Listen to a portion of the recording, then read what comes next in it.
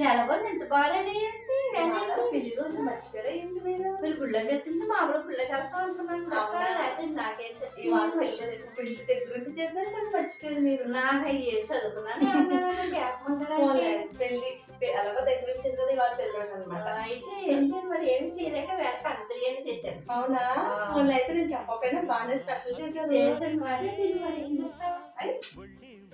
Super గా చేశారు. అయితే తెలియకపోయినా సరే నా కోసం కంద ఫ్రై పీస్ బిర్యానీ చేశారా? చాలా బాగా చేశారు. మరి ఎలా చేస్తున్నామో వీడియో ఫుల్ గా పెట్టి చూపిద్దాం కదా. మరి ఏం మరి నాకు తెలియదు కదా. సర్ప్రైజ్ చేశారు అనమాట. అమ్మ కూడా గొడవెట్టింది ఈవేళ బిర్యానీ చేయను అనమా అంది.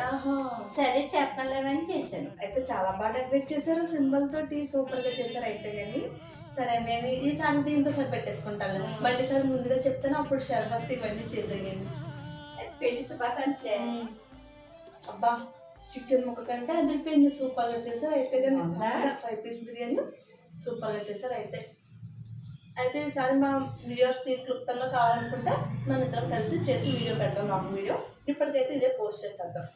సో నా కోసం మా అత్తయ్య గారు పెళ్లి రోజు సందర్భంగా ఈ విధంగా అయితే నాకు కంద ఫ్రై పీస్ బిర్యానీ అయితే చేసి ఇచ్చారండి.